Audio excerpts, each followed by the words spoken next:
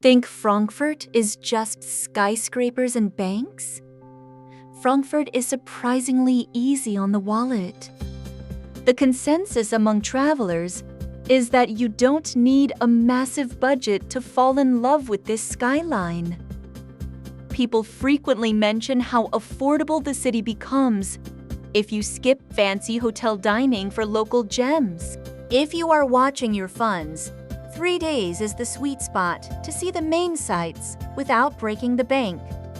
Travelers say the city's heart is best discovered on foot.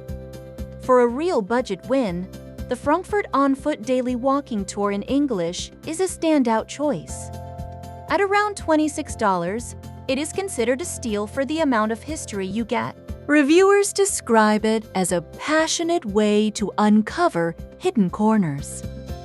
If you want something even more low-key, people mention that using an app for an urban adventure game is a fantastically fun way to stroll through the center while solving puzzles with friends.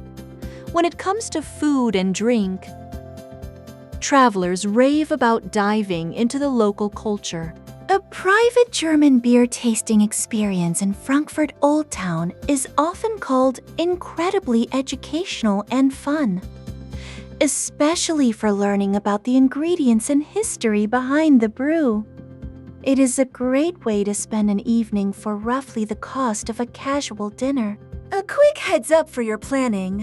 While the city feels very modern, travelers suggest staying alert in crowded areas like public transport or busy markets.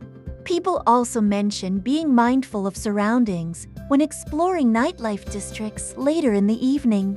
If you have more flexibility and want to escape the urban sprawl, some visitors recommend trips to nearby greenery. Though travelers note those longer excursions can get pricey quickly. For staying central and seeing the main landmarks efficiently, the Frankfurt Express Hop-on Hop-off tour is a popular choice for about $22. Frankfurt is much more than just a financial hub.